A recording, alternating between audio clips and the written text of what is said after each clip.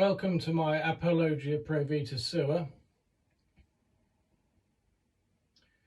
I've decided after a great deal of time to release these matters into the public domain, and I decided that it would be probably easiest if I were to make a transcript video of the document.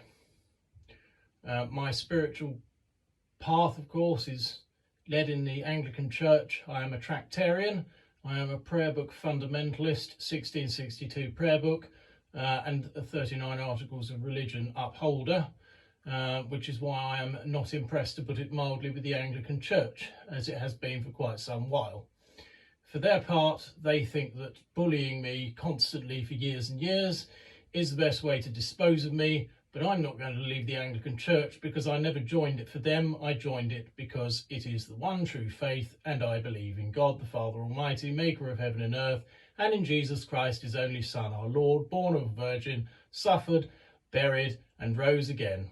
That is why I'm a member of the Anglican Church, and as an Anglican who signs up to every tenet of the historic faith, including the ordinal, alternative, authorised version of the Bible, the 39 Articles in the prayer book, I feel I have more right to be in the Anglican Church than many people. If you don't want to sign up to something, why be a member? And we all know why. Money. Anyway, to get right down to matters, you'll see my grandfather's photograph there. He died nearly 39 years ago, and he was ward councillor for the borough in which I live when it was a borough council. He was my first male role model figure, and I would never let him down. So he is there for that reason, and obviously the cross is there for the other reason, my guides. I will commence my Apologia Pro Vita Sua.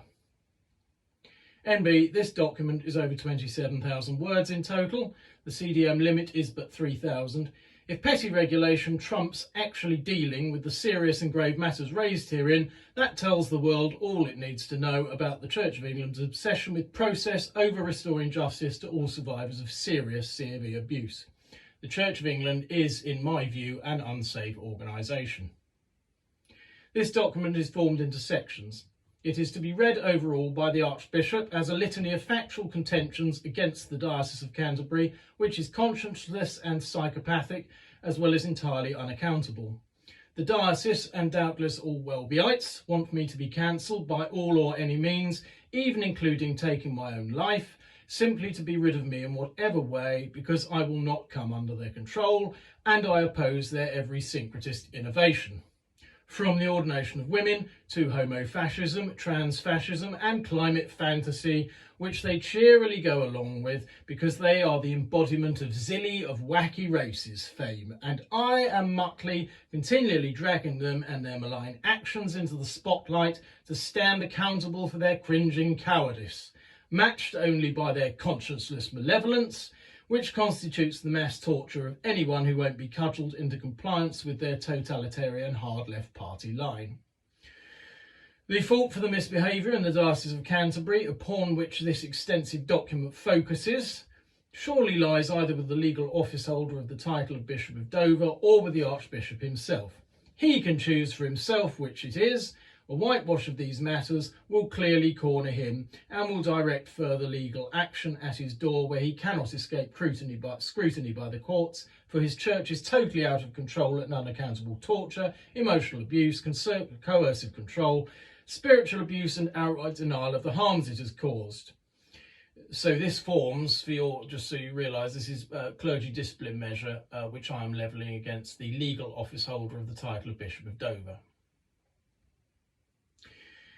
To aid him, in inverted commas, bishops at the head of dioceses have responsibility for safeguarding issues and are expected to pass on intelligence about suspected criminal activity to the police. Either this has not happened, or else Kent Police have sought to cover it up. The diocese needs clearly to show, in the public interest, that the fault for the cover-up is not theirs. If Kent Police refused to deal with the very serious and grave allegations I was making, the diocese should have sought another way to put things right and protect victims and whistleblowers, and indeed to whistleblow itself.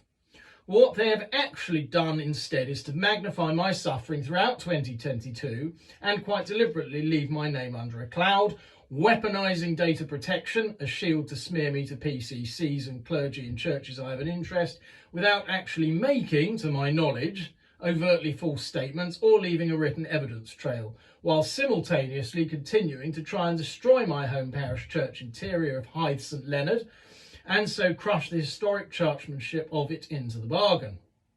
After I caught them, the diocese, out, holding the parish under duress between 2020 to date, in unlawfully seeing the pews removed and then trying a further stunt with an unlawful nave altar to get their own way by a different covert and deceitful means. The diocese has had 2 years now to put matters right in regard to the ongoing domestic abuse of my fiancée, and has instead chosen to deny truth, facts and reality and force marry her to her abuser last year. Section 2 is a direct response to the direction of the Commissary General of the Diocese of Canterbury, or his email of 20th of December 2022, inviting me to make further representation regarding his proposal, doubtless upon the strongest application of pressure of duress upon him by the Diocese of Canterbury, to dispense with my restoration order for permanent removal by law of a nave altar, which has sat illegally. It ought to be noted that with the toxic, abusive behaviours the Diocese of Canterbury employs, copying the worst excesses of this pseudo-religious cancel culture zealotry which has gone on in Britain the past few years, evidenced in such optics as the abuse David Starkey was subjected to for not conforming to Newspeak, or the wokerati's cancelling of folk who won't say that biological men are women, etc., and likely in common with the behaviours of many other dioceses, as well as having regard to the lies my fiancée has told under duress, the fear factor of being threatened with having one's world thrown up in the air often manifests in an outright denial of those under duress that they are actually under duress. Better to follow the evidence trail, and to see how the diocese has clearly been spearheading the recavation plans at Hythe. Yet the commissary has felt unable to come out and take into account the evidence I have previously advanced of the Archdeacon of Ashford, knowing full well what was going on at Hythe with the pews, as he was there every month taking a service during the interregnum, yet allowed the lawlessness to continue. I deliberately allowed the lawless position to continue for many months prior to applying for a restoration order, in order to prove, if it were needed, which it is, the diocese was actually the protagonist and not the parish, who were merely going along with what the diocese ordered them to do for fear of reprisals, if not, and because they wrongly believe, on the evidence of what has happened in other places and dioceses, that if they comply with destroying the very identity and thus mission of their own church, they would remain a single parish benefice. No. Unless it is written in law in a court order, you cannot trust Welby's Church of England. If their lips are moving, they're lying. Content, Section 1, sets out the purposes of this document and the wide range of organisations to which it is being sent with evidence attached to enlighten all organisations as to the happenings. This document, minus the evidence, will also be put into the public domain as an open letter, and this is what you're getting here. If the diocese did not want exposure of the toxic, abusive behaviours it has adopted, it should have behaved better. Section 2 forms my response to the Commissary General of the Diocese of Canterbury's request to outline why I do not believe the matter of the nave altar should be disposed of by granting a TMRO, temporary minor removal order, for an unsuitable piece of furniture introduced into Hythe Parish Church unlawfully, when it is said a former vicar is now passed, discarded without lawful permission an altar, a platform, and the altar rails, as well as a set of slightly more modern pews, which were all dedicated in the 1950s, according to Charles Whitley's guidebook, as the furnishings of a transept which is now empty, save for the illegally introduced altar, which since 2017 had been used and remained on the chancel step most of that time outside the transept, unlawfully as a nave altar. My view, based on what I outline therein, is that the respondent in this case should properly be the Diocese of Canterbury, that the TMRO should, in the interest of natural justice, be refused as out of order, bearing in mind the multitudinous illegalities which have occurred and the Court of Ecclesiastical Causes reserved, should sit to consider the serious damage and departure from Anglican tradition of not kneeling to receive the Holy Communion and not having a railed off sacrarium area which is set aside from the public walking around all through the area, as with a long-standing high altar, as well as certain specifics to hide the significance of the bones below the true altar, the high altar, in the ambulatory, the bones in the ambulatory, and the unusual elevated chancel and triforia, and the absolutely not minor but radical change which the use of a nave altar anywhere, but especially in the particular case of Hythe, inflicts. When does minor not mean minor? In this case, this aspect must be attended to. Section 3. This deals with the forced marriage of my fiancée by the diocese and the domestic abuse she has been subjected to, which the diocese have outright denied and aided the cover-up of, possibly initially through hive mentality, patent stupidity, but latterly through trying to protect the brand, as usual, and cover up matters which whilst I believe simultaneously trying to trip me up in an entrapment and multiply smearing against me. I know. Section 4 deals with the abuse of me by Canterbury Diocesan Safeguarding and the subverting of reality into once again their attempts to pile the abuse on me. It is to be noted that Welby's Archbishop's Council, which masqueraded for a while as an independent safeguarding board, approached me mid-2022 for permission to access my files after I emailed them in order to work out how to pay me off. Well, one presumes, which I agreed to in signing their permission to access form for my background documentation, but subsequently they ran away from in an email by trying to claim legal action in process, which there is, but not yet, against them. I have come to presume this is because they have decided that as they are unable to pay me off on an NDA, non-disclosure agreement, which I would never accept, and they surely know this, they would pay me off and then I would put the truth and facts into the public domain anyway. Well, how right they were. So, we shall operate the other way round, then, as here. Section the 1st. This document forms the following purposes. 1. Statement to accompany Form 1B, Rule 82, Clergy Discipline Measure 2003, allegation of misconduct under the Clergy Discipline Measure 2003 about a legal office holder of the title of Bishop, in failing wholly at every opportunity throughout her tenure to discipline her diocese or apologise in any way or atone for her diocese's conscience of psychopathic behaviours toward me and others so harmed in all the ways outlined herein. Surely ultimate accountability lies with her. Or is it with Justin Welby? His response to this will tell.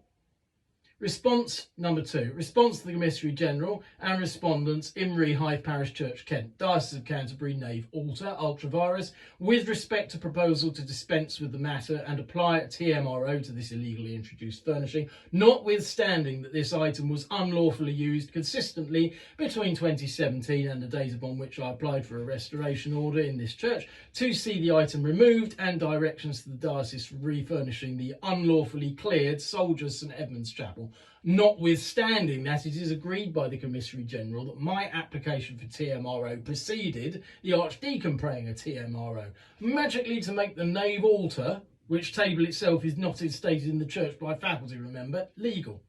I also expect the optics and bad faith by the diocese that I have outlined within that statement to be given full and due consideration under this CDM to Welby, especially because of the deep distress I have been subjected to yet again, both in seeing my beloved home parish church, in which I have been involved most of my life, and a member of the choir for nearly 33 of my 44 years on this earth, rent in sunder unlawfully, and then yet another dodgy stunt to enforce an illegal nave altar to blot out the entire historic churchmanship of this now ultra-rare tradition still extant, worship of this place, including, but not limited to, the expenditure I have had to raise through the sale of historic items from my own personal collection of antiquities, and then outlay approximately £300 twice on restoration orders, which the diocese has contrived to dodge its way round,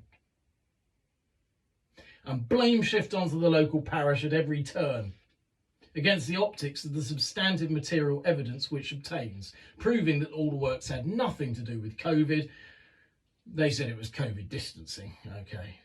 but were a premeditated plan to destroy the interior layout of Hythe Parish Church covertly and unlawfully, and the tricks herewith now exposed to the full light of the public sphere hereby. Noting here also the lack of parity in terms of a pleb like me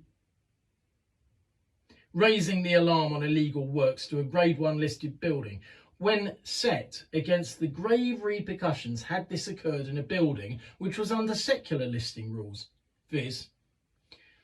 This is what it says. You may be liable for a fine of up to £20,000 and or up to 6 months imprisonment. Here's what the law says. Executing or causing the execution of unauthorised works to a listed building in a manner which affects its character as a building of special architectural or historic interest is an offence under Section 9 of the Planning (Listed Buildings and Conservation Areas) Act 1990. And accordingly, any person found guilty of such an offence is liable to a fine of up to £20,000 and or up to 6 months imprisonment upon conviction in the magistrate's court, and an unlimited fine and or up to 2 years imprisonment if convicted by the Crown Court.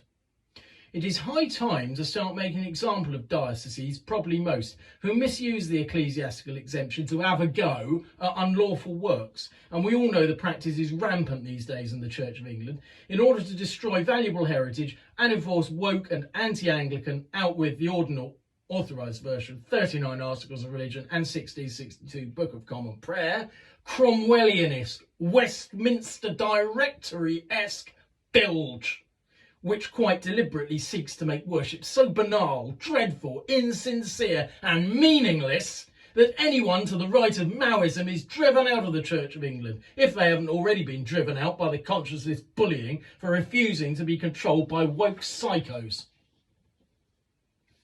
3. A general victim impact statement of me, Christopher Jack Cooper, maternal name Setterfield, in regard to the conscienceless psychopathic torturing behaviours which the Diocese of Canterbury has subjected me to. As such, this document will be made publicly available, as is this. If the diocese did not want its toxic and evil behaviours exposed to the public gaze, it should not have behaved tyrannically and improperly whilst consistently refusing to engage meaningfully in any aspect of restorative justice, then trying to cover up the original misdemeanour with another smear-fest cover-up in 2022, and still refuses to account and apologise for its behaviours. This document and its accompanying evidence, the evidence it's not at this time being put in the public domain as it identifies individuals who should count themselves very fortunate, it is only due to my consideration of the well-being of my fiancée, both mentally and physically, which prevents me from naming the father, sister and domestic abuser in question here. It'll also be sent to the Chair of the Charity Commission, Mr. Orlando Fraser KC, the Ecclesiastical Law Society, Save the Parish Organisation, the Bad Law Project, the Information Commissioner's Office, the Maggie Oliver Foundation, the Forced Marriage Unit, and a number of members of Parliament, and any such other persons, organisations, publications and media outlets deemed necessary in order to achieve maximum publicity, not only for me, but for all victims and survivors, and there are lots and lots of them, of severe abuse, as well as in this instance to the Home Office for the attention of the Home Secretary and Attorney General. It will also be sent to the Cabinet Office for their consideration in terms of my request hereby for them to consider the removal of the Medal of the British Empire awarded in the 2020 New Year's Honours List to one Rose Hudson Wilkin, chiefly due to the diocese, for which she is supposed to have ultimate lawful responsibility, apparently, driving me firstly to an attempt on my life, then continuing the abuse by getting me wrongfully arrested, assisting a criminal offender in covering up his domestic abuse of my fiancée, and then in May 2022, this diocese, forced marrying the victim to the abuser. Her safeguarding outfits further toxic bullying and dishonest behaviours to me throughout 2022, leading me to have to resign from ringing any bell in the diocese with effect from the 21st of August 2022 to protect my interests. Having already articulated my fracture communion with the C of E nationally with effect 23rd of June 2020, in refusing to take the Holy Communion anywhere in either kind, which I informed Justin Welby of by email of Independence Day, June the 23rd, 2020, copied to numerous clergy who I know and parishes I have an interest in, and the Diocesan Registrar for the Diocese of Canterbury. Reasons given included, but were not limited to, the politicisation of the Church of England jumping on the historical revisionist anti-Colston bandwagon, supported BLM by some clergy and bishops and bishopesses, and the abuse of myself by the diocese up to that time, over many years. Until Martin Sewell's letter, recent, to the Charity Commission and the general tyrannical lawless behaviours of Canterbury Diocesan safeguarding as pertains to weaponising safeguarding procedures against bands of ringers in the diocese to cause alarm and distress to them, and trying, and in 2 cases succeeding, to triangulate me against long-standing ringing friends by way of bearing false witness against me and misleading them. To any inquiry, and there should be one, I will happily supply all and any evidence to back up my contentions. Evidence interposed attached to this document solely 29 pages of messages directly of the victim to me pertaining to the domestic abuse of and forced marriage of my fiancée, the victim, to her abuser, both covered up and assisted by at least the Diocese of Canterbury and Kent Police, probably social services too, because they were no use either, both of whom have thereby conspired with the criminal abuser to pervert the course of public justice. All and any organisation with statutory duty for the purposes of fighting crime is welcome to approach me with requests for all and any evidence in my possession, out with this evidence which backs up the very grave and serious allegations I make herein. Restorative justice. The happenings which I outline in the following have, in all and every respect, caused me significant and ongoing harm and distress for several years. This includes acute emotional distress to the extent that my mind became so unbalanced and lost that I tried to end my life on the 11th of February 2020. The perversion of the course of justice I have suffered is so grievous it's clearly up to the bar of GBH. For 2 years after the subversion of justice by the abuser and the conspirators, which includes the Diocese of Canterbury, I woke up and wanted to be dead every day. Then, by sheer fluke, I caught Kent Police out in a conspiracy to pervert the course of public justice, which disclosure one of their data operatives also copied the MPs into. The diocese's conducting of the forced marriage of abused to codependent victim, all organisations having ignored the attached evidence here attached, which the public won't see but the organisations will, comprising but a very small proportion of 2 years' worth of Facebook Messenger messages to me, always initiated by her to me, giving so much evidence, to quote a solicitor who reviewed it, of domestic abuse, and also specifically of an agreement to an engagement under duress by the domestic abuser, the victim having been engaged to me since 13th of October 2017, and the subsequent engagement to the abuser forced on or about the 14th of February 2018, using isolation and emotional blackmail of their child to ensure the offer was accepted, and that's evidenced. The dynamics are all power and control, and further evidence sent by email to me of Diocesan Secretary Julian Hills, retired suddenly at the end of 2020. Why? In autumn 2020, as follows on his account, a verbatim quote from the forced married domestic abuse victim. Here it is.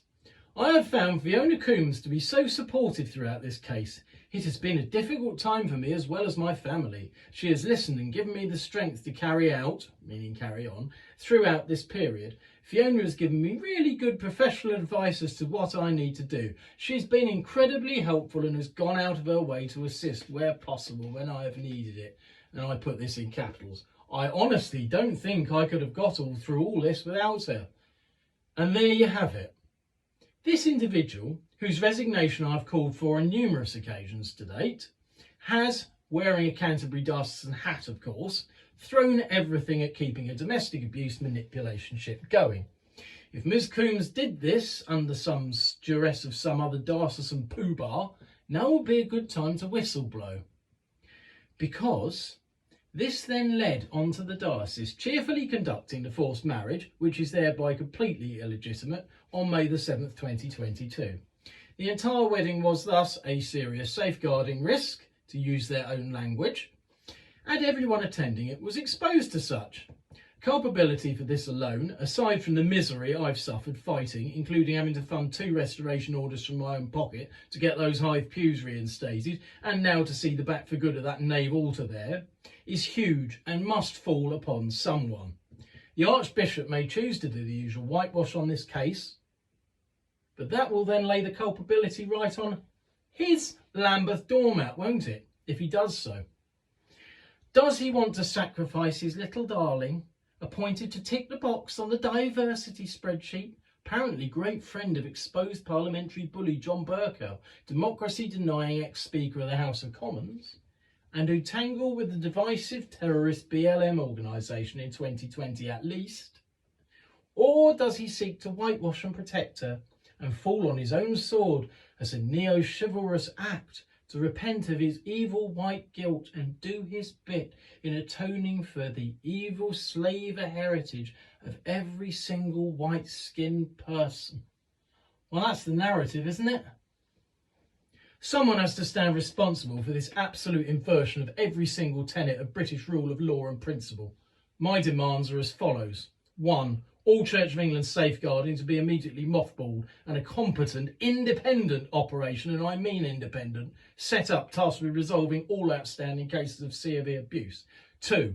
Resignation or sacking of A. the whole of Canterbury Arson safeguarding, B. the Archdeacon of Ashford Darren Miller for skewing facts and lying to the commissary court over his role in the Hythe Pew debacle, and subsequently the barefaced cheek to try and bung a TMRO on an ultra-vires altar which has already been used illegally for nearly double the 24-month limit allowed for an archdeacon's licence, TMRO, as well as investigation into the weaponising of an ex-disabled legal office holder of the title of Curate of Hythe, to force the use of this very nave altar and neuter any dissenters. You are contravening the DDA if you dissent.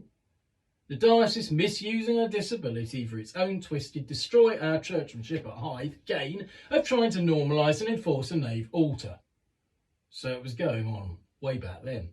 And the primitive dissenter Cromwellian drivel liturgies, as already mentioned, a wacko theology of receiving elements enforced standing, not kneeling, which is anti-Anglican and must be considered by the Court of Ecclesiastical Causes Reserved, without the archbishops trying to use the old veto stunt to block such consideration, which would be yet another abuse of process.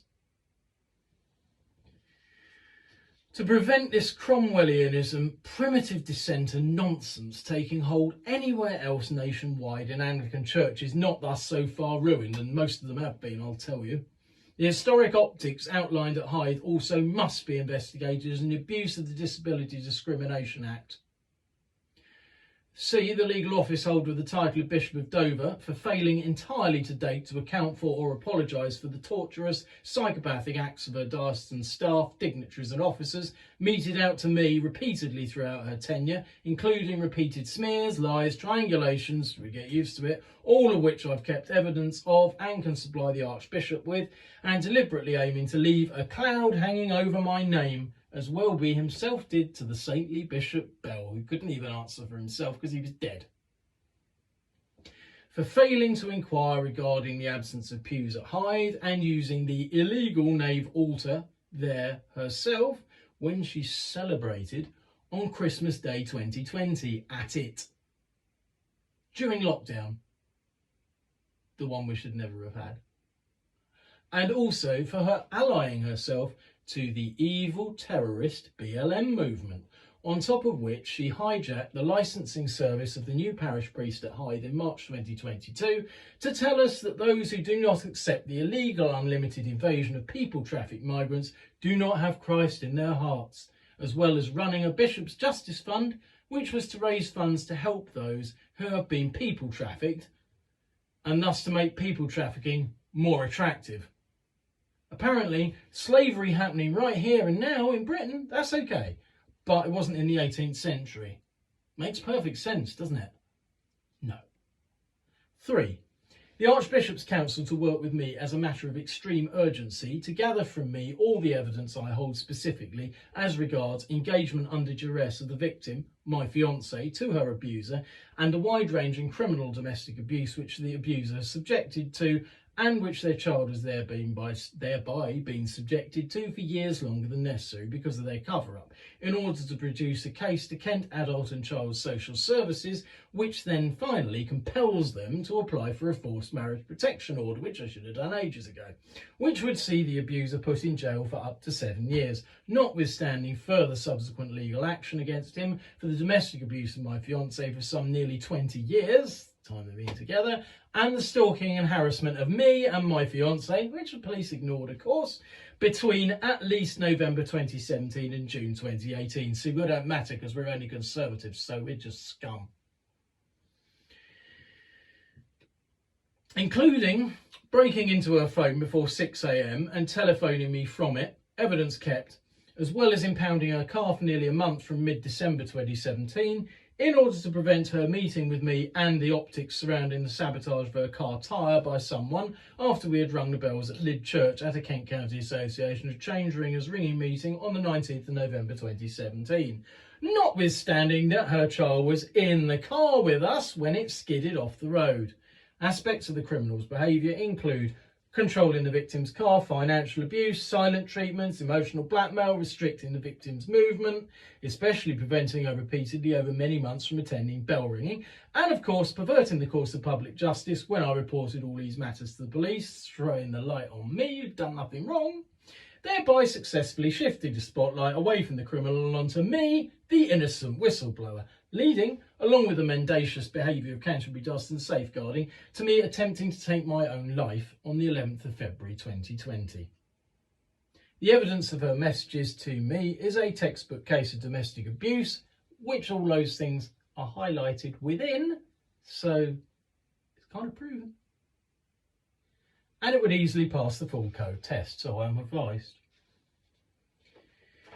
Financial settlement.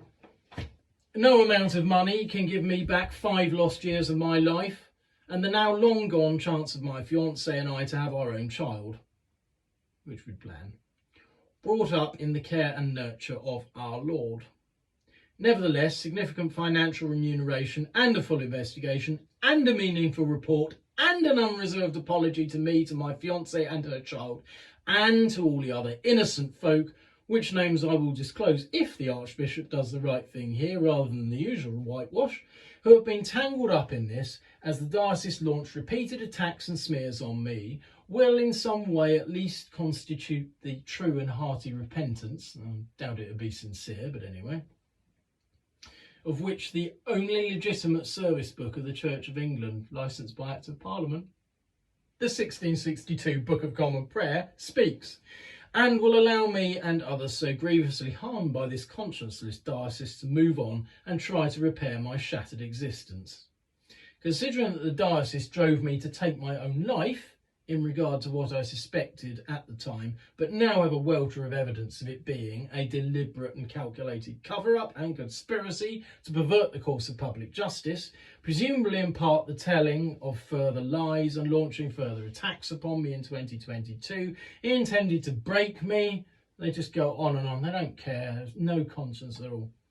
In order to stop me continuing the battle to expose the diocese for what it is, show them up for what they are, and at least to begin with, the siding with a criminal domestic abuser was due to utter incompetence of believing the hearsay lies and false allegations made against me by the domestic abuser, more than likely using third parties, my fiancée under huge duress of him and her own family, especially sister, who want to cover up their abusive, controlling behaviours toward her through her childhood and adulthood, to lay the baseless torrent of falsehoods and smears, all of which were proven wholly baseless when Kent Police wrongfully arrested me on the 13th of March 2020 and wrongfully seized both my phones and downloaded 6 years of my digital life, proving my account as true. An account which, when Fiona Coombs, the Dyson safeguarding officer, met with me in January 2020, point blank refused to hear. That's right, nothing from me, No, we're just dealing with the allegations against you. You must be guilty. Oh, right, okay. The diocese hate me, really hate me, and have done for years, because I fought their cultural Marxist reprobations of churches in which I have a legitimate interest, and they were determined to see me put behind bars for numerous reasons, whatever they could get. And I just can't believe it's nothing.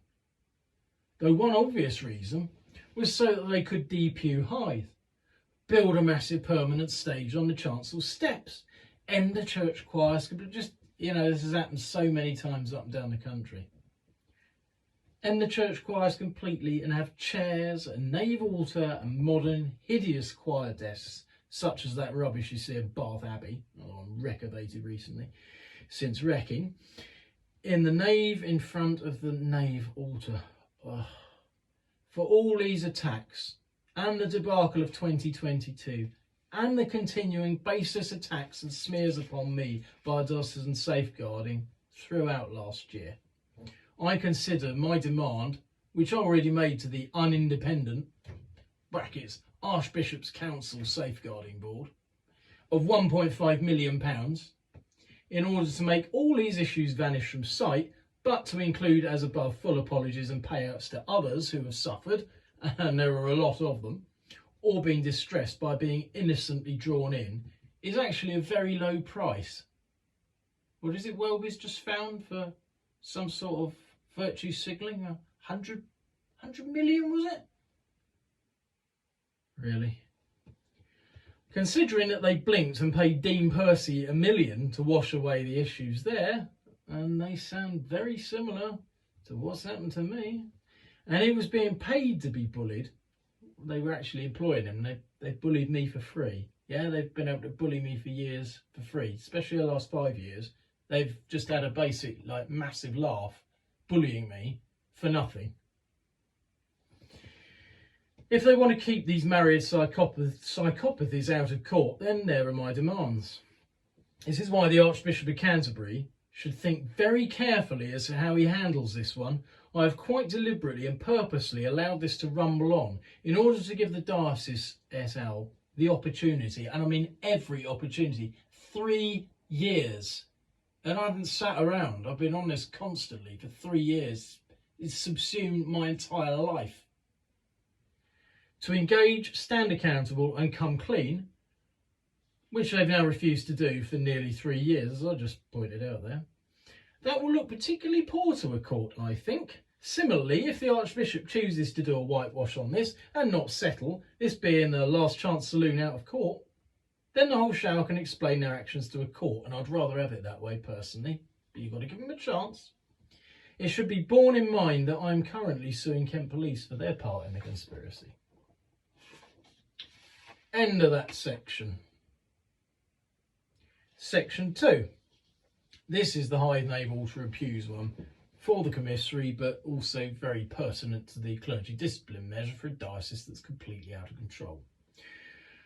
Hythe Nave Altar and Pews. This part is a specific response to the Commissary General of the Ecclesiastical Court of the Diocese of Canterbury. It is, however, highly pertinent to this clergy discipline measure and to the Charity Commission, as indeed to save the parish, members of the High Court of Parliament and the public at large, very much in the public interest.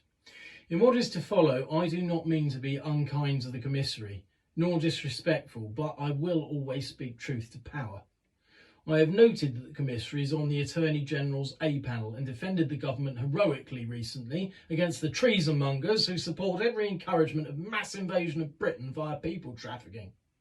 With excellent work like this, I can well understand the commissary might be inclined to view a bit of diocesan gerrymandering rear nave altar and the lost furnishings of a chapel within the church as rather small fry by comparison with saving the whole country from the fifth columnist desperate to have open borders forever and consign the classical Enlightenment Judeo-Christian values upon which Britain was founded to history. Fifth column within.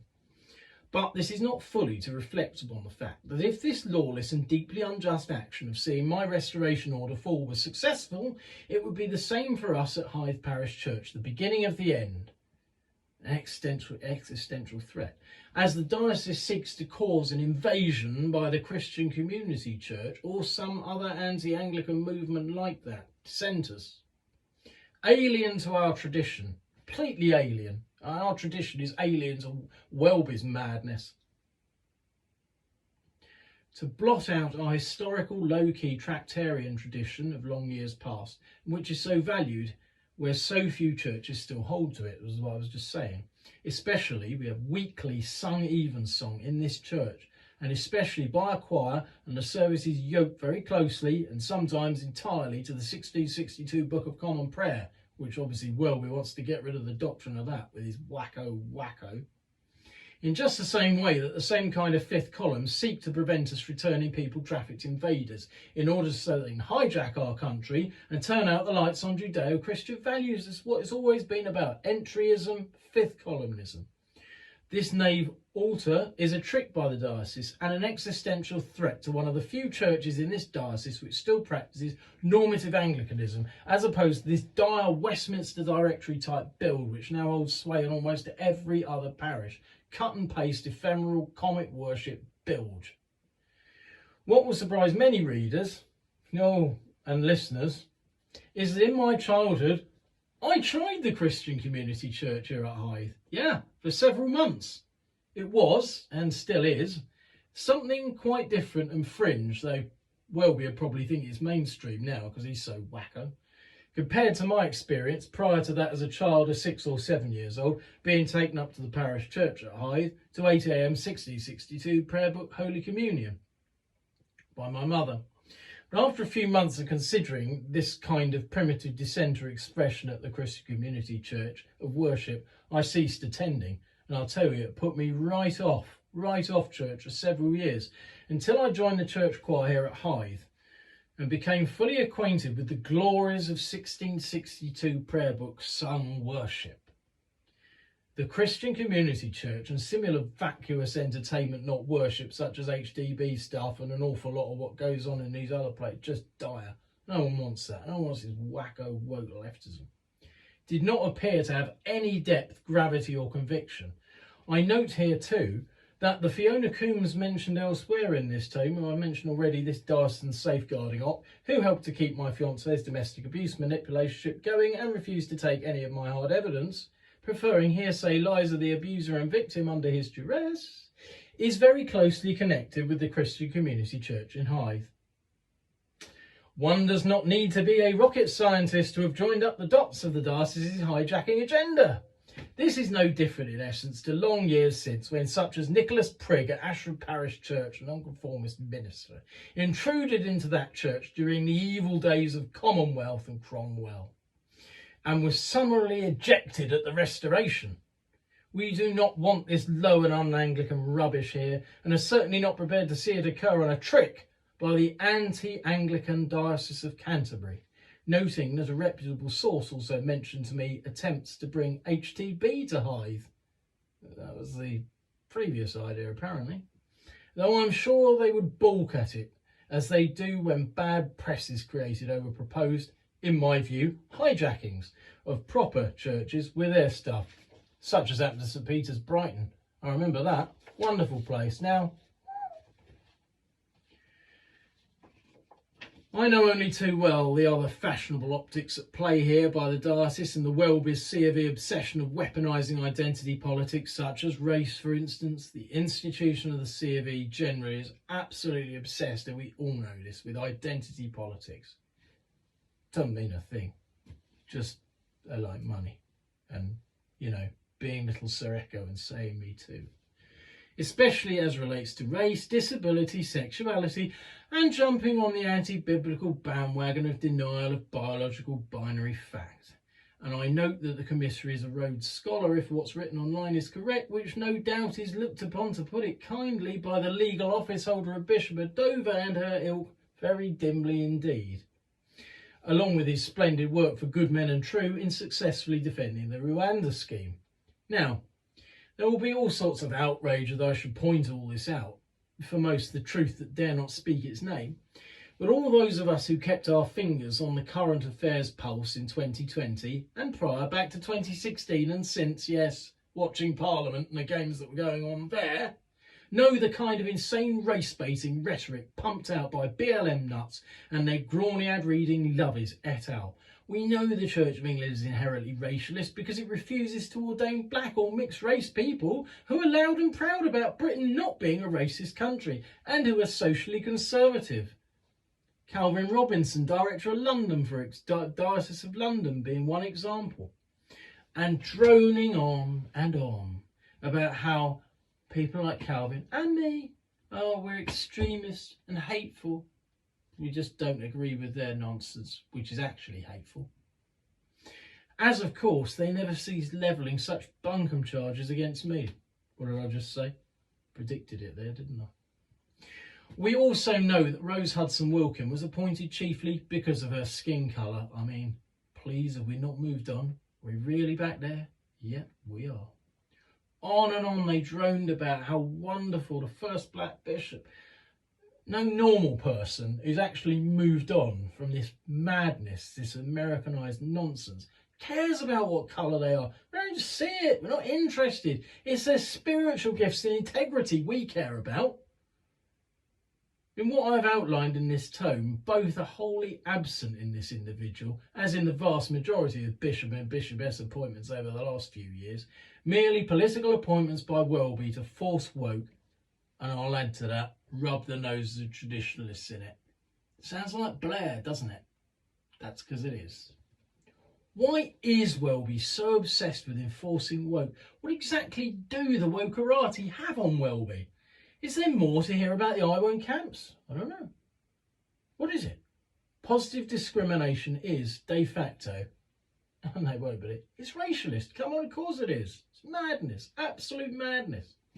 It's so, I feel like I've just woken up in some sort of mad dystopian universe. I don't recognise my country anymore.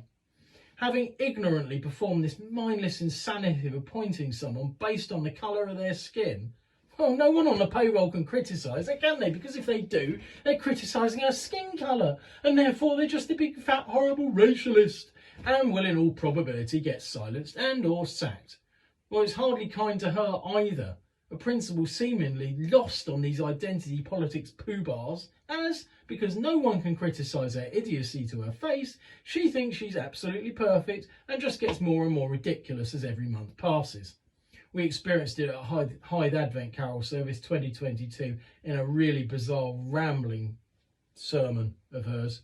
And you can hear it for yourself on YouTube if you want, uploaded by Kent PA Hire on there. When plebs like me, we're just all backward knuckle-dragging idiots, voice criticism, we can just be written off as, what did I say? Small-minded, backward, racialist bigots who probably collect slaver ephemera.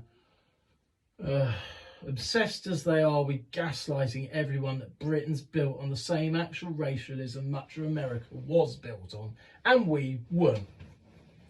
The root problem, of course, is Welby himself, who is a cringing coward of the first magnitude, refusing to discipline racialists, homo-fascists, and by that I mean not gays, so don't even try that one. I'm talking about those who want to force people like me to affirm their lifestyle as perfect and wonderful against our conscience, and if we won't, we got to be destroyed and cancelled, which is just what they've been doing to me. I nearly killed myself because of this lot. Gender fascists, same principle. Failing to stand up for women and biological fact, democracy denying Remainiacs who still don't accept the democratic vote, and generally oftentimes actively covertly joining in with the insanity behind the scenes, just so he can be little Sir Echo and say me too, and keep his job despite his allegedly shady background.